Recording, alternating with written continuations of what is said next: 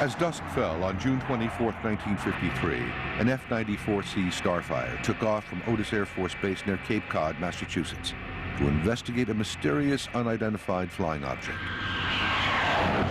But when the plane reached a height of just 1,500 feet, all the control systems suddenly failed.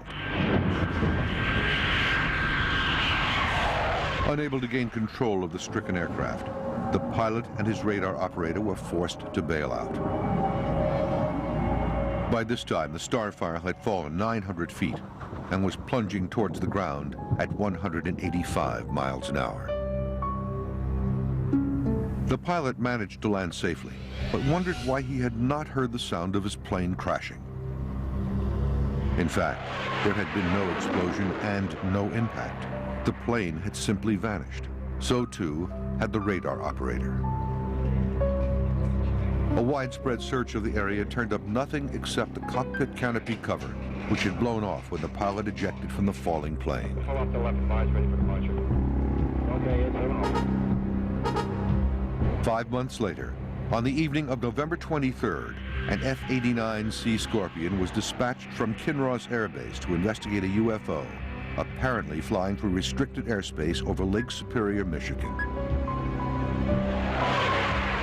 Closely monitored by ground control, the Scorpion tore after its quarry. Seeing two radar blips merged into one, ground control assumed that the Scorpion had simply flown over the target.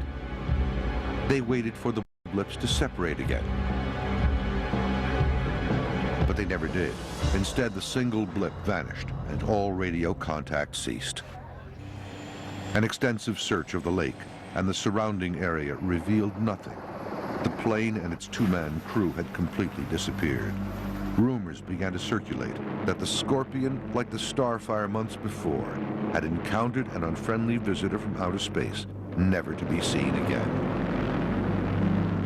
Though the idea of alien UFOs was a new one, pilots had reported seeing strange things in the sky since the closing stages of World War II.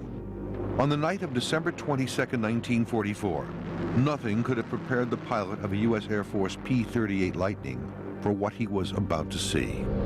As he nervously scanned the dark skies at 10,000 feet over Germany's heartland, he was astounded to see a glowing fire-colored sphere racing out of the blackness towards his plane.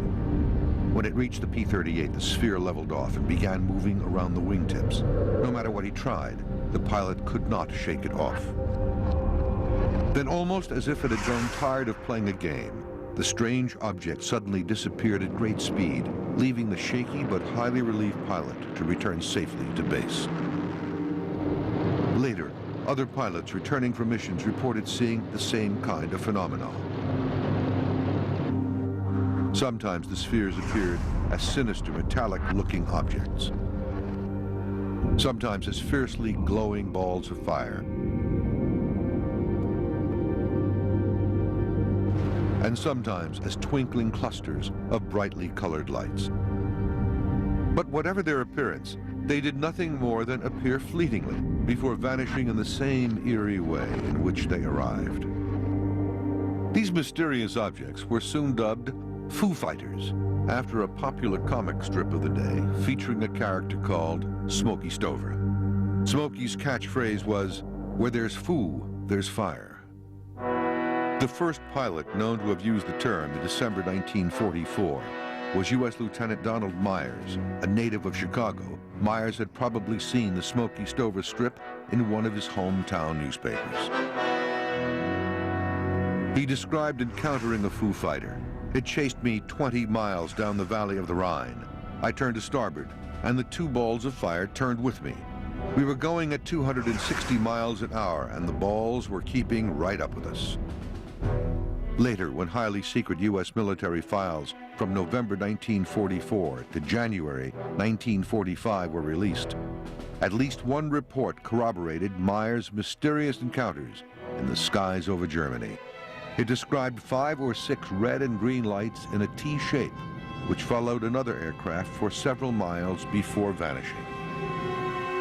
Although the name Foo Fighters sounded harmless, the Allied powers took them seriously and worried that the Germans had invented some kind of new secret weapon with extraordinary capabilities that would further stretch out the war. When the United States entered World War II, following the Japanese attack on Pearl Harbor on December 7, 1941, Hitler knew the stakes had risen. In response, he ordered his teams of brilliant scientists and engineers to come up with a series of secret weapons, aircraft and other deadly military hardware with which to confront the enemy. The most effective were the so-called vengeance weapons, of which the deadliest was the V-2 surface-to-surface missile. Packed with high explosives, these 46-foot-long, 12-ton unmanned rockets could reach 3,600 miles an hour and were at the time impossible to destroy. Hundreds rained down on Britain, causing widespread panic, massive destruction, and great loss of life.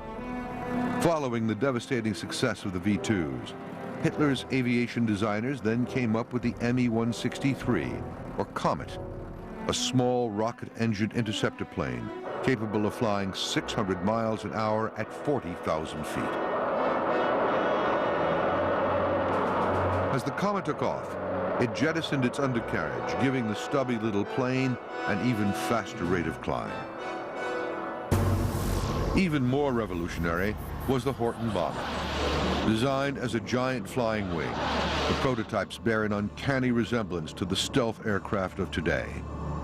With a projected range of 7,000 miles, speeds exceeding 600 miles an hour, and a ceiling of 52,500 feet, the Horton was intended to cross the Atlantic and terror-bomb the U.S. mainland.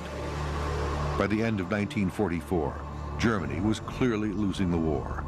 But the Allies were aware that Hitler's scientists were still working on aircraft like the Horton and the Comet, which might just tip the balance in Hitler's favor. So when reports started coming in from U.S. pilots about the so-called Foo Fighters, the Allies feared a new and deadly German threat. But the Foo Fighters, whatever they were, didn't seem aggressive. It was not until after the war that planes and their crews actually began to vanish.